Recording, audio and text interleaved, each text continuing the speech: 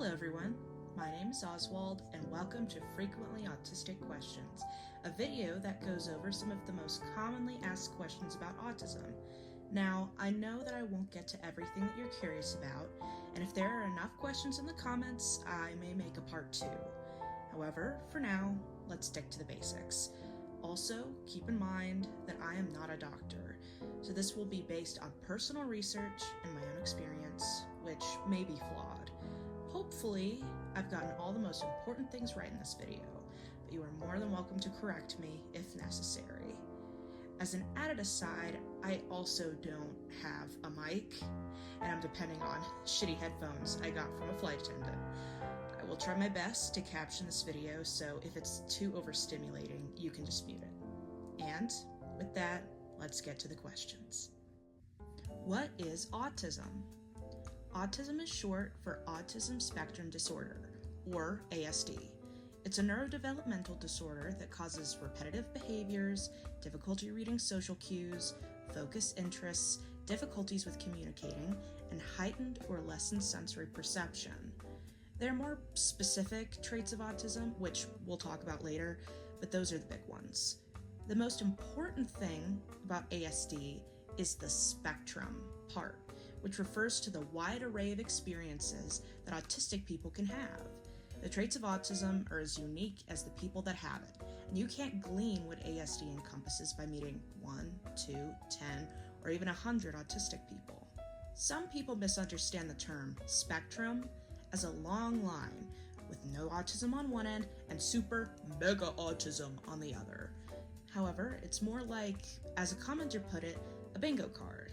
You can have many different squares covered and get an autism bingo, even if they seem completely random instead of being in a neat straight line. You can love parties but hate being in the store. You can enjoy meeting new people but have trouble speaking, even to people you know well. You can be really in tune with your emotions but aren't able to process them as quickly as autistic people. Just because someone doesn't fit your idea of an autistic person doesn't mean that they're faking or overreacting.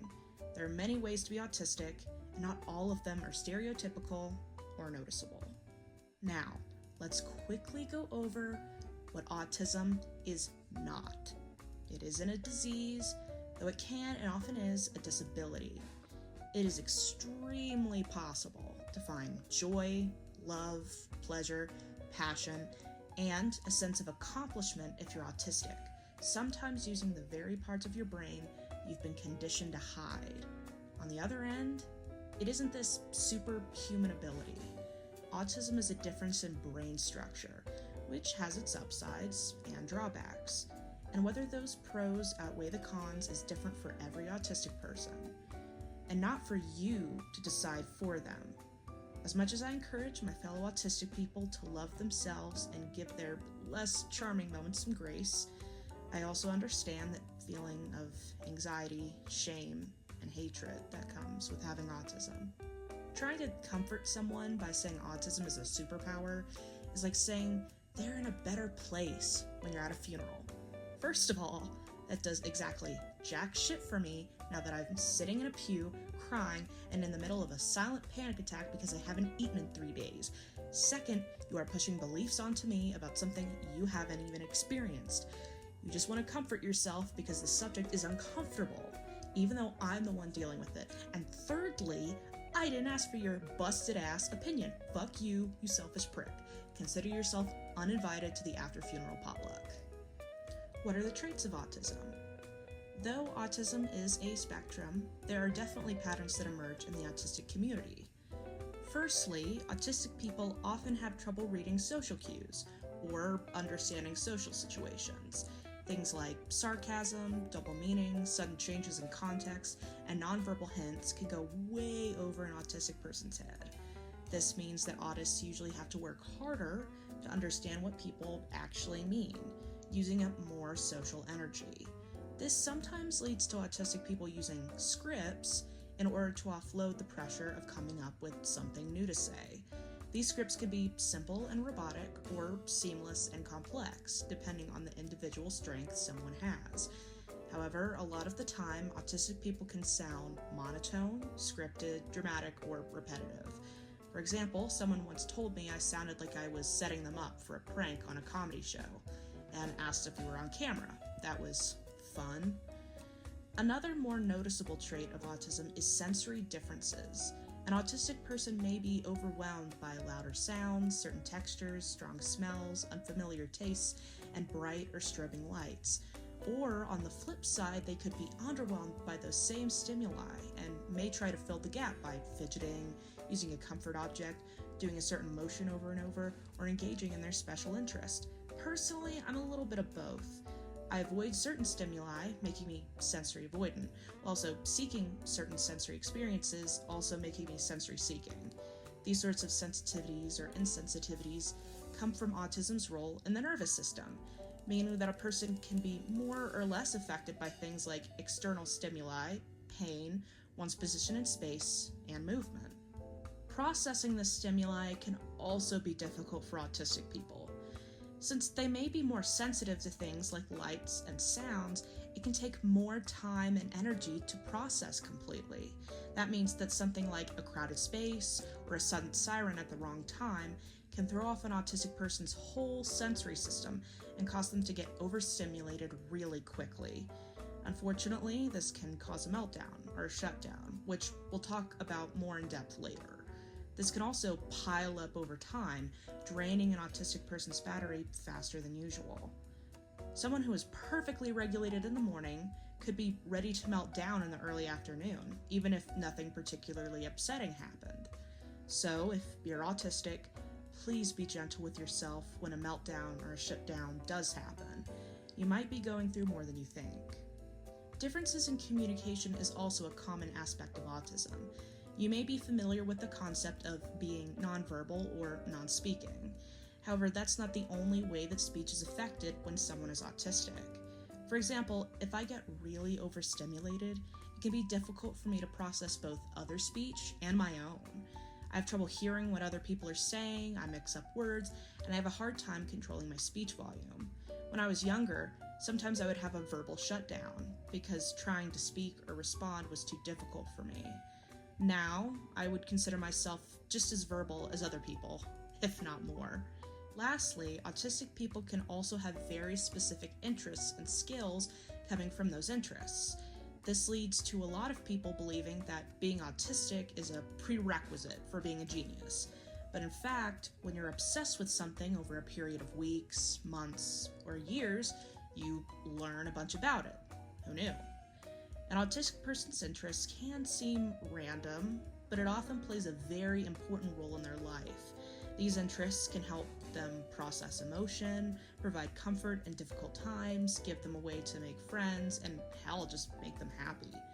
These interests can also range from the academic, like math, electronics, or history, to the creative, like a specific show, crafting, or writing.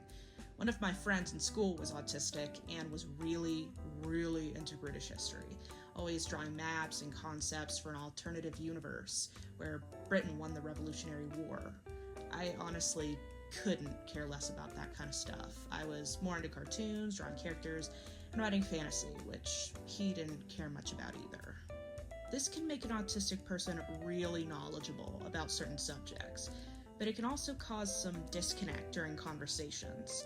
Sometimes they have trouble talking about anything else besides their interests, have problems changing the subject, or show little interests in things that aren't related to their hobbies. People who don't know much about autism might chalk this up to being selfish or just not caring. However, think about it this way. Imagine that you've learned a new language and have surrounded yourself with native speakers. While learning this language, you found one aspect that is extremely interesting and easy to learn. For example, Japanese onomatopoeia or German metaphors. If you were only mediocre in other parts of the language, wouldn't you try to use this kind of speech as often as possible? It may seem unnatural or even nonsensical, but it's the easiest way for you to communicate and show your skills. That's the way that autistic interests can be. They provide a way for people to communicate comfortably, even if not always appropriately. What causes autism? First of all, let's just have a quick refresher on what does not cause autism. Vaccines do not cause autism.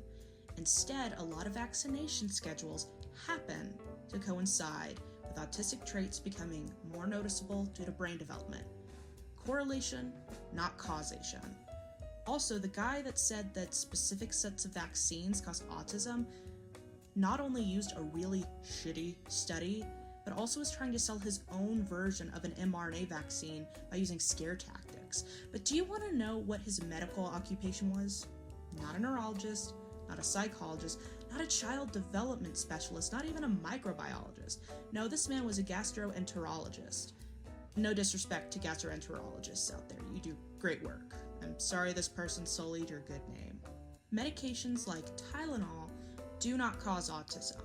It's more likely that things like fevers, stress, certain diseases, and infections, which are often associated with taking these medications, can cause certain DNA sequences to activate, which leads to a child having autism. In fact, Tylenol or paracetamol is recommended to parents because they have less potentially harmful side effects than medications like ibuprofen or aspirin. So please, to all my pregnant viewers, take Tylenol as needed. As long as you aren't overdoing it, it can decrease the likelihood of birth defects, as high fevers can be detrimental to a fetus's health. Dairy, gluten, lack of certain vitamins, 5G, trauma, parenting styles, or lack of parental warmth does not cause autism. There can indeed be overlap in certain traits like discomfort while eating, difficulty socializing, isolation, and certain coping mechanisms, but none of these things lead to someone having autism. In fact, a lot of these causes or cures for autism have to do with the same mentality, that because things occur at the same time or close together, one must cause the other. A classic case of correlation, not causation. So you may ask, if none of those things cause autism, what does? The biggest cause of autism is simply genetics. If your parents, grandparents, or siblings have autism, you will have a higher chance of having it too. Unfortunately, this can cause some confusion or dismission when it comes to getting diagnosed. A parent may think that getting their child diagnosed is unnecessary, as they have the same struggles that they do when, in reality, the parent is autistic too. Or if one sibling has higher support needs and another is lower support needs, the parents might think that the other is neurotypical. Another cause of autism is environment. Of course, I don't mean that external factors can make an allistic person into an autistic one, but more that certain factors like stress, societal pressure, and other disabilities can make autistic traits more noticeable. Furthermore, depending on where or how you live, autism can be harder to diagnose. If someone has a lot of structure, a place to themselves to relax, a supportive and accessible school environment, more neurologically diverse friends, or an accepting family, they may go their entire lives without suspecting they may be different. Or if they live in an especially hostile environment, they may mask their autism so well that they don't think about their internal struggles until they're in a place where they can process. Either way, these things can make autism harder to spot.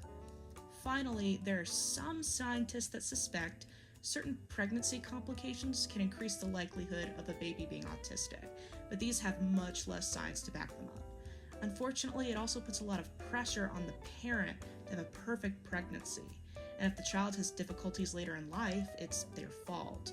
While I agree that these medical issues need to be studied and mitigated, this isn't exactly my favorite theory.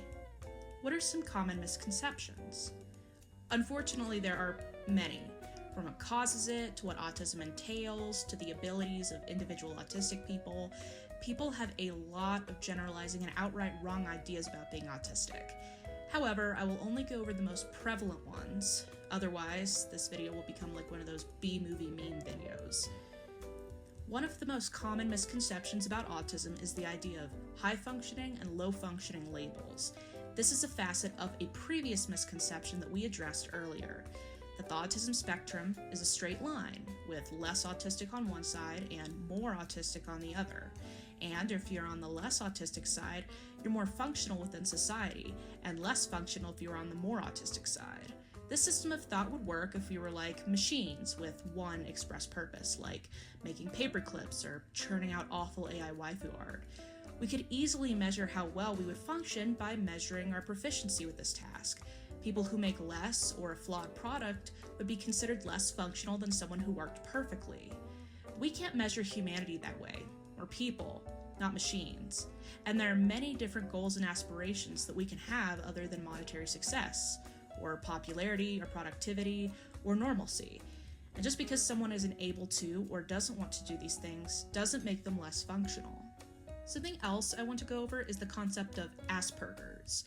While I understand if people want to use that label for themselves if that was their diagnosis, you have to understand that Asperger's is no longer medically accurate.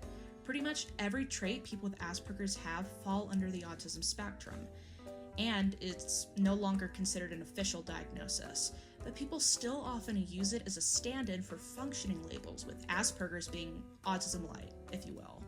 People that were diagnosed with Asperger's syndrome also sometimes express some sense of superiority over autistic people, even though they're one and the same. Also, it's named after Nazi scientists. Ew. In other words, while the term Asperger's syndrome isn't the most harmful term to use, it is no longer used in the medical field and has become less and less popular among individual autistic people. So, if you need to choose between the two terms, autism is the better choice. A belief that is more harmful to believe and spread, though, is that autistic people are automatically geniuses or even have a higher than average intelligence. It's true when it comes to certain activities and ways of thinking that are often thought of as pointing to higher intelligence, like a larger vocabulary, vast knowledge in one or more subjects, good memory, and a disinterest in societal rules. There can be a positive correlation between them and being autistic. However, a lot of these aspects are more stereotypical and are not present in a lot of autistic people, especially if they have other disabilities that affect memory, learning, and speech. And any knowledge or experience that an autistic person has is more likely due to them being very interested and receptive to a subject rather than some innate skill. These beliefs in natural autistic intelligence is also just another way people have separated different kinds of autistic people, the smart autistic people and the not smart autistic people. This next misconception is a little less mainstream, but I would like to talk briefly about quote-unquote star children. If you've never heard this term before, it's pretty much the belief that some children, usually with some kind of neurodivergence, are the way they are because of an ancestry from a different planet or cosmos. These children are believed to have been sent down to Earth for the express purpose of making it a better place through their higher empathy, kindness, and intelligence. A lot of the traits that star children have, like impatience, maturity beyond their years, hyperempathy, and a stringent sense of justice, are autistic traits. And while this may seem like a harmless way to make an autistic child more confident or help parents wrap their heads around their child's behaviors, I've often seen this concept of star children used to put unnecessary pressure on young minds, asking them to receive information or predictions from the universe, use the powers that they obviously don't have, and to ignore their struggles because it's a price to pay for being a star child. This can also make an autistic child more detached and lonely, and make them feel like they can never change or grow. It takes the common feeling of being an alien as an autistic person and makes it real. I have saved the most frustrating misconception for last, and if you are an autistic person watching this video and you've told other people that you're autistic, you'll feel the same amount of frustration as I do. You see, sometimes when you tell a person they're autistic or neurodivergent and they know very little about the subject, but they want to add something that they consider meaningful to the conversation, they put on their thick glasses, stick out their two front teeth, and stick up one authoritative finger saying, "Is it everyone a little autistic? Is it everyone a little neurodivergent? Are we all a little different?" Let me ask you a question. If everyone was a little autistic, do you think I would have to mentally prepare myself before I walked into a Target because the lighting in there makes my eyeballs feel like they're going to melt out of their sockets? If everyone was a little neurodivergent, do you think I would have still been relentlessly bullied and infantilized until I was in college?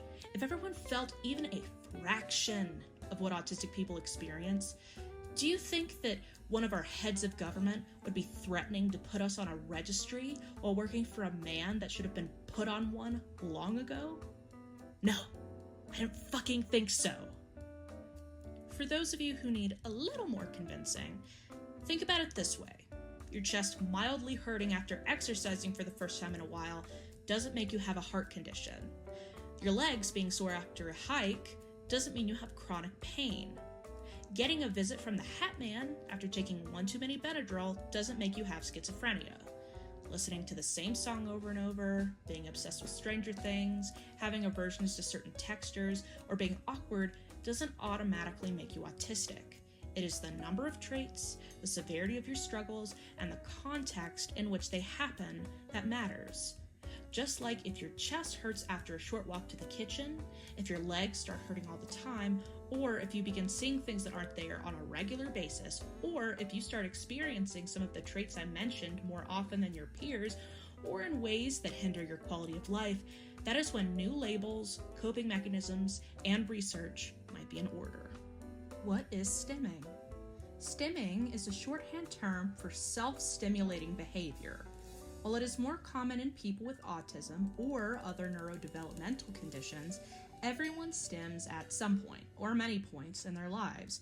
Twirling your hair, chewing on your pencil, shaking your leg, jumping up and down, or drumming your fingers on the table are all more socially acceptable ways of stimming that many people do when they're nervous, tired, bored, or excited. It's a way to express feelings or regulate yourself. That's why children tend to do it more often. But as they grow up and get better at inwardly processing stimuli, they do it less and less. But as with a lot of traits, stimming is more frequent in neurodivergent people, including those who are autistic. Because autistic people tend to get either over or understimulated easily, increasing stimming is a coping mechanism. Personally, my stims are mostly related to my emotions. I pull on my shirt when I'm nervous, pat my cheeks when I'm excited, drum my fingers in the air when I'm thinking, and sometimes flap my hands when I'm taken off guard. But because I'm usually sensory avoidant on a day-to-day basis, I don't usually stim to give myself more stimulation. It's usually to process my emotions or the events of the day. You're probably familiar with autistic people flapping their hands. It's both a common stim and an eye-catching way to show stimming on screen or in writing. However, there are many different kinds of stimming, and not all of them are what come to your mind when you think of stimming. There's the well-known ones like hand flapping, spinning, rocking, patting, petting a soft object, and using fidgets like a squishy ball or that cube with all the buttons. Some autistic people, though, stim in other ways, listening to the same song over and over, eating a specific sensorily enjoyable food, sucking or biting the collar of their shirt, watching glitter fall in a jar, hugging other people or a pillow, repeating a noise, word, phrase, or bit over and over, watching videos or movies repeatedly, or even turning something over in their mind over and over. Unfortunately, stimming isn't always a painless activity. Some people stim in ways that can harm themselves or others, such as biting, pulling hair, scratching, running away, banging their head against a hard surface, hitting, or self-harm. For example, during meltdowns, I scratch my legs and tense my muscles to the point of being sore afterwards. Luckily, if a person has a good support system or has knowledge to do it themselves, they can shift their harmful ways of stimming to more harmless ones. This also goes for stims that can be disruptive in a public setting, like really loud vocal stims or touching strangers. Though, I will say, you may see the term disruptive and assume that I mean anything that disturbs your peace. What I actually mean is a stim that prevents you or others from doing something, like boarding a plane, ordering a meal, or moving freely in a supermarket. While I understand being annoyed or frustrated with other types of stimming, and you should be allowed to feel that way, there's no need to berate, tease, or judge someone for it, even if they're a child or don't look visibly disabled. But I hear you now in the comments. But it's really loud and irritating. But why are they doing that? It's so weird. It makes me uncomfortable. All I have to say to that is, welcome to Autistic Boot Camp, soldier. Autistic people have to deal with loud, annoying, weird, nonsensical, and uncomfortable things all the time. The difference is, those things are seen as normal and healthy, while what we do is cringe and maladjusted. Screaming at sweaty guys as they tussle over a ball to the point that it can cause hearing damage is completely cool. Just hanging out with the boys, March Madness fever, blah blah blah. You just have to deal with it, because how dare you ruin our fun? but occasionally hearing someone crow like a raven in a Cracker Barrel when they get excited is just way out of line and needs to be stopped. Right. What is masking? Speaking of public perception of autistic traits, let's go over what it means to mask. I've heard it explained a million different ways, but the best way I've heard it described is that it's like working at an eternal customer service job, modifying your behavior and placating other people, all the while being surrounded by loud sounds, horrible smells, nonsensical demands, and people who have never worked service a day in their lives telling you how you should act. In other words, acting more how other people expect you despite your discomfort. In this case, more neurotypical. Like the service smile, masking is a survival tactic, though not to keep you from getting fired or yelled at, but to keep you from getting judged, infantilized, ostracized, discriminated against, abused, or even killed. You may think I'm exaggerating about that last one, but I am not. People, especially people of color or with other disabilities, have been a huge target of police violence, which is especially relevant considering the world a lot of Americans live in right now. Because autistic people may not be able to answer as quickly, respond in the correct way, move fast, use the right tone, or understand the gravity of the situation, police are more likely to respond with harsher demands or outright violence. Mix an already existing bias against Black and brown people, and you have a recipe for disaster. I recently saw a video of ICE dragging an autistic woman of color out of her car because she didn't answer police questions quickly enough. She was yelling that she was autistic, couldn't answer very quickly, and that she was just on her way to a doctor's appointment. And I have seen a lot of comments on that video saying that she didn't respond how she should have, that she wasn't driving forward, that she cared more about yelling at them than doing what they said, and that she deserved what she got. And as someone that freezes in stressful situations and has driving anxiety, it makes me afraid of what could happen if I ever get in a situation like this. It makes me even more afraid for people who can't mask well or at all, have other disabilities, have an ambiguous or unexpected gender presentation, or aren't white. What are meltdowns and shutdowns? If you have been on the internet for a while, or if you've heard people talk about autism, you're probably familiar with the concept of a meltdown. However, the problem is that some people equate having an autistic meltdown with having a regular meltdown or throwing a fit. And especially in children, they can look a lot alike, leading to judgment of the people around them and their caretakers. So, let me explain the difference.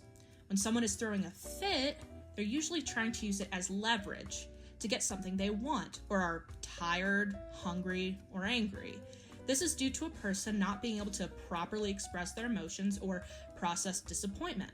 It's a pretty normal part of development, though irritating to everyone involved. When someone grows up or learns better coping skills, they stop throwing fits. Furthermore, fits are pretty short-lived and can suddenly stop with the threat of punishment or the promise of a desired object.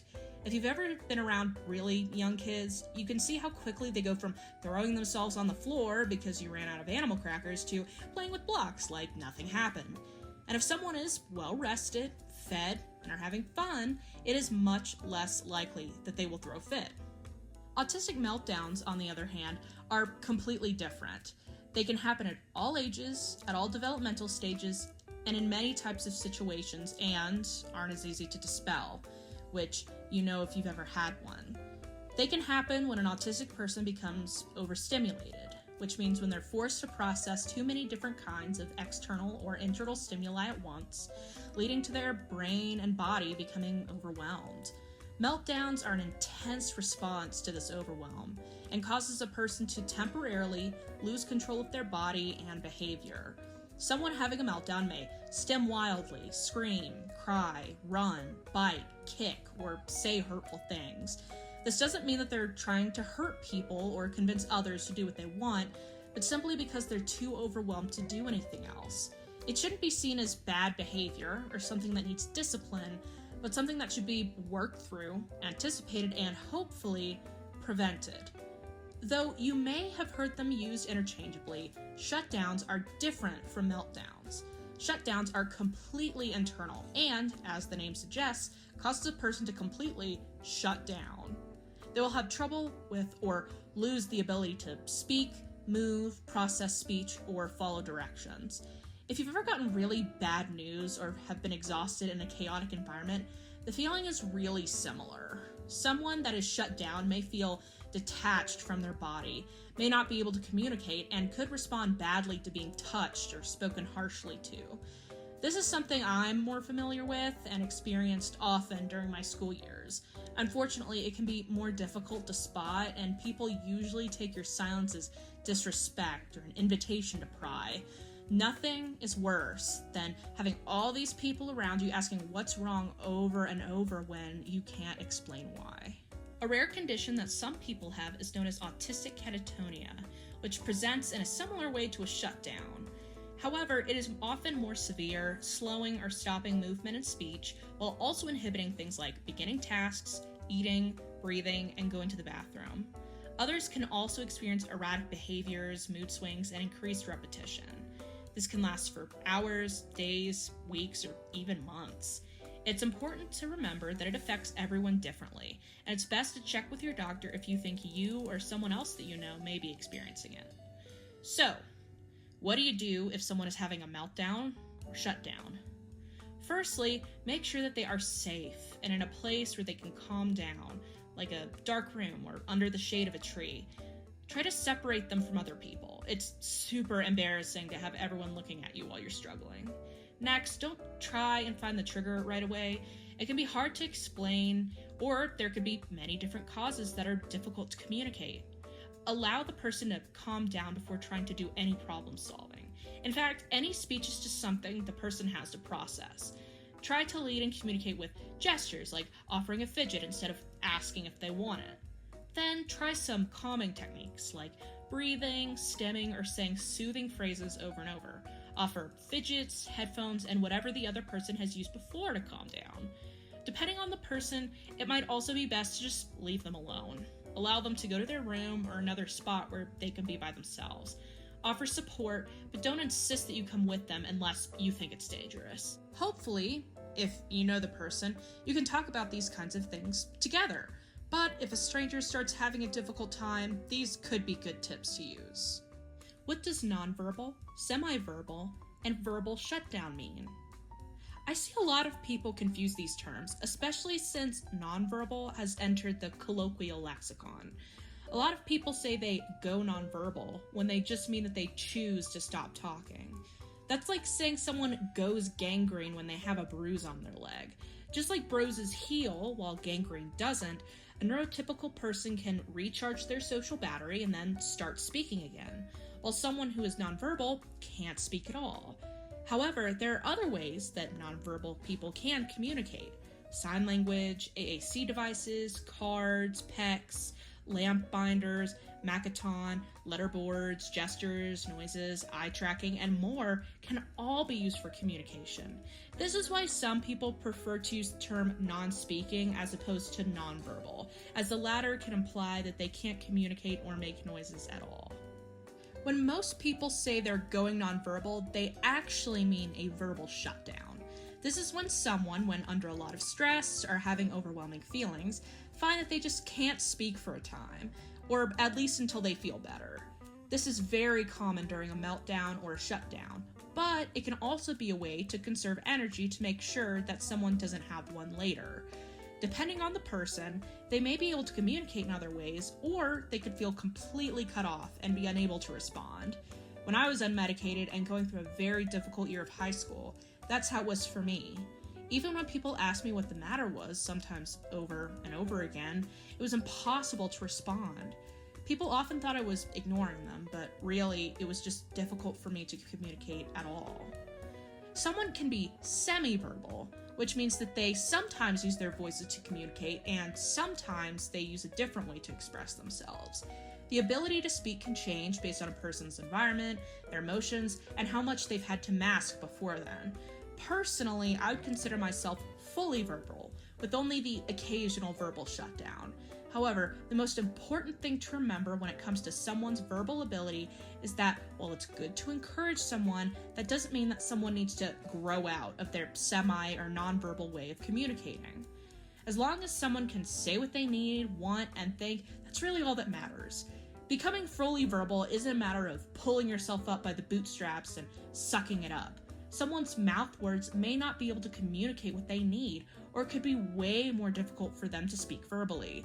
Whether a person wants to try and speak verbally or not should be, as much as possible, their own choice, especially when there are so many ways to say what you need to say. What are hyperfixations and special interests? I've spoken a bit about special interests and hyperfixations, but what exactly are they, and why do autistic people have them? A special interest is an intense interest or obsession with a certain activity, object, or media.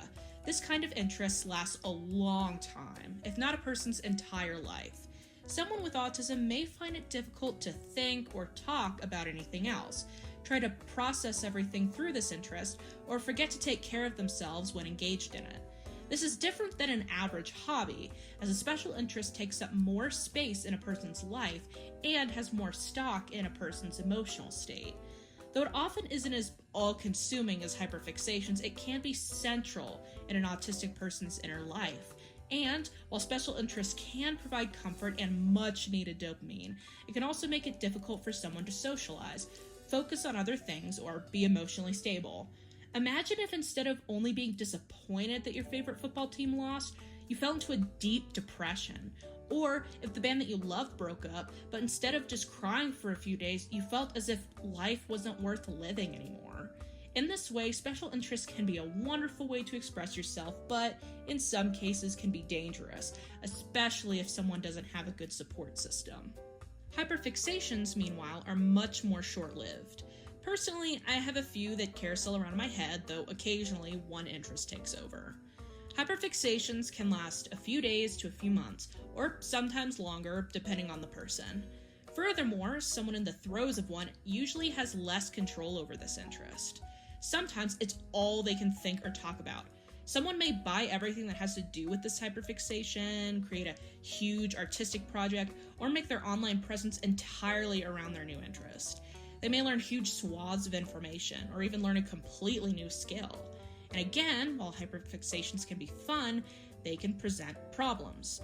Of course, they can cause the same issues as special interests, from trouble forming relationships to neglecting hygiene. However, there's the added snag of hyperfixations most likely fading. So, an autistic person may be obsessed with butterflies for an entire month, but one day they could lose all interest in them, which means that the nets, butterfly-friendly flowers, and special containers are all going to waste. What's worse, if they don't have another hyperfixation to fall back on, they could have a lack of dopamine in the brain and a lack of motivation to become interested in anything ever again.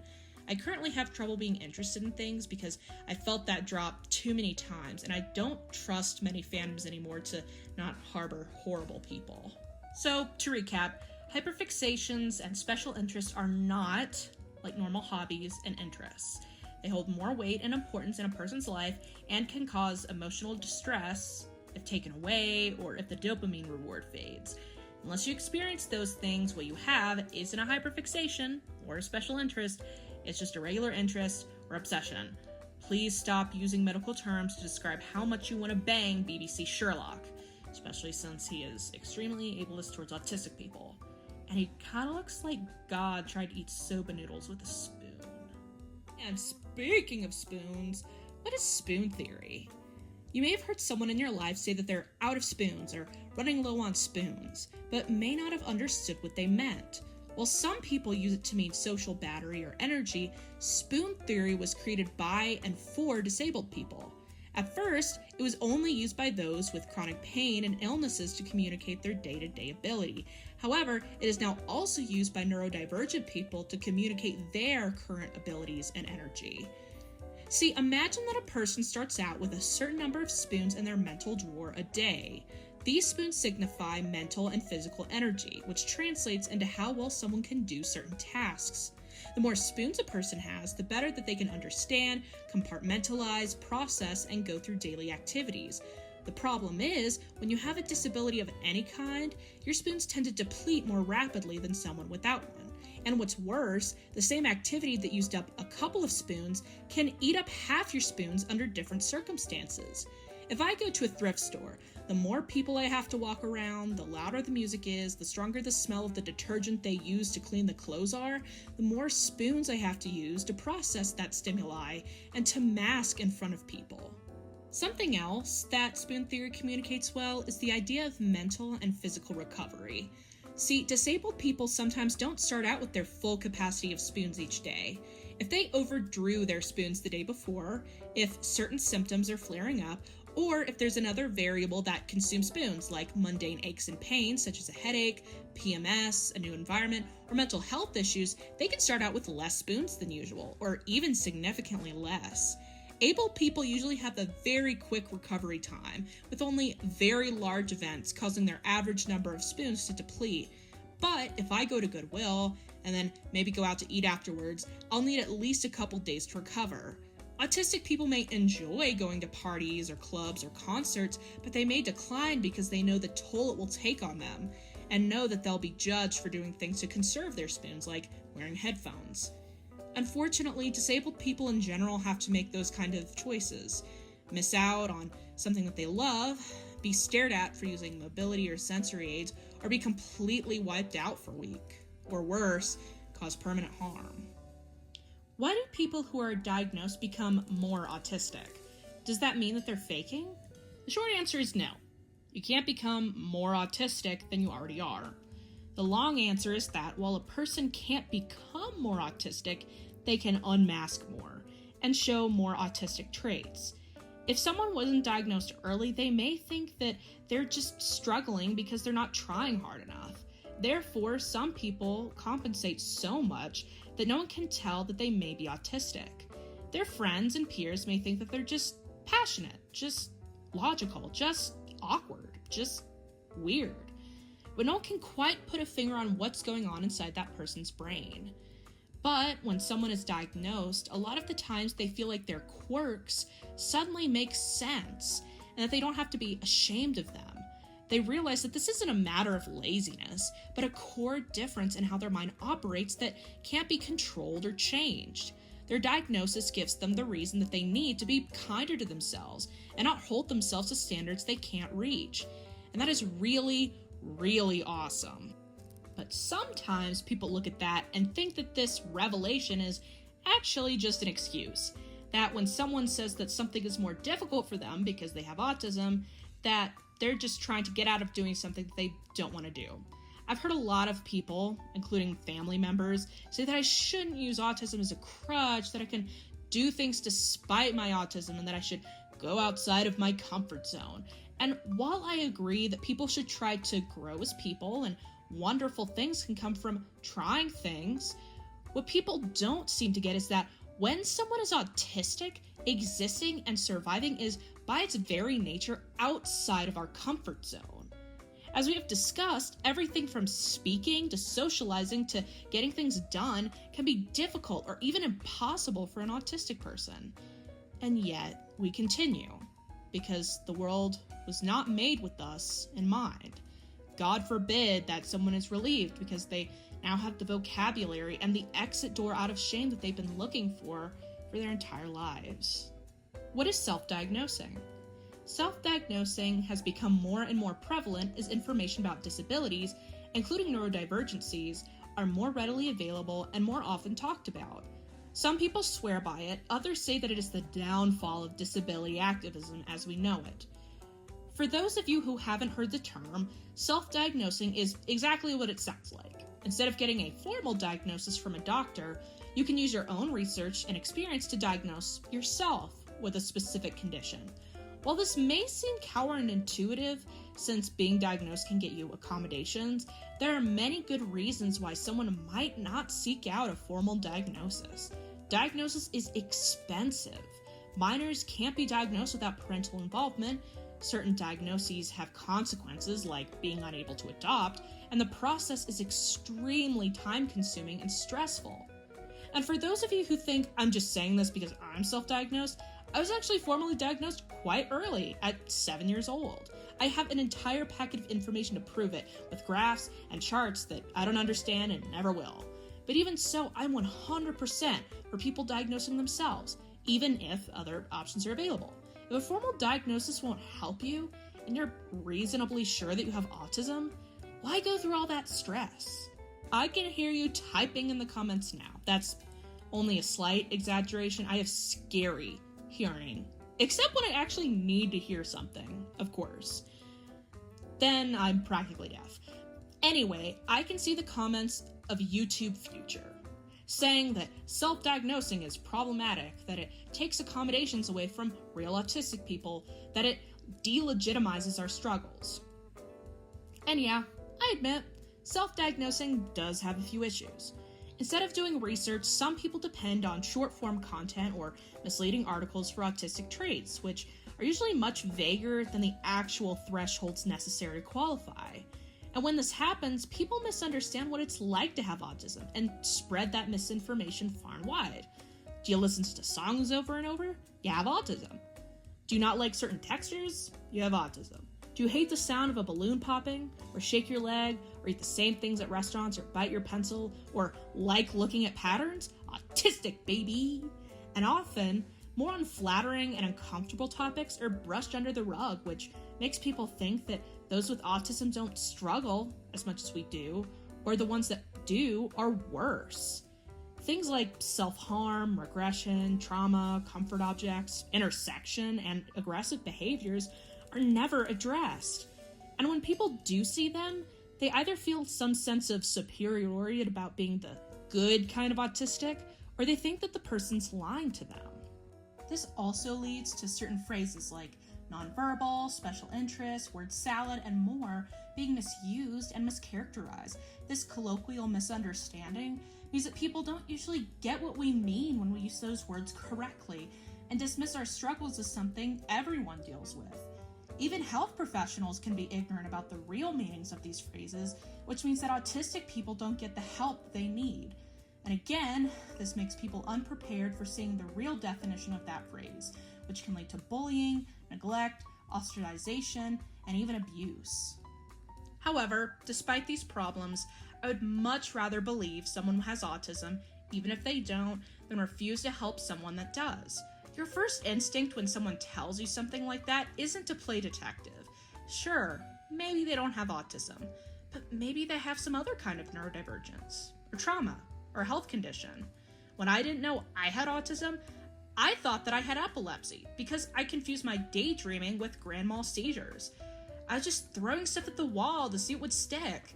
I felt so alone and scared that I would never find out what was wrong with me, and that I would be this horrible misfit kid forever.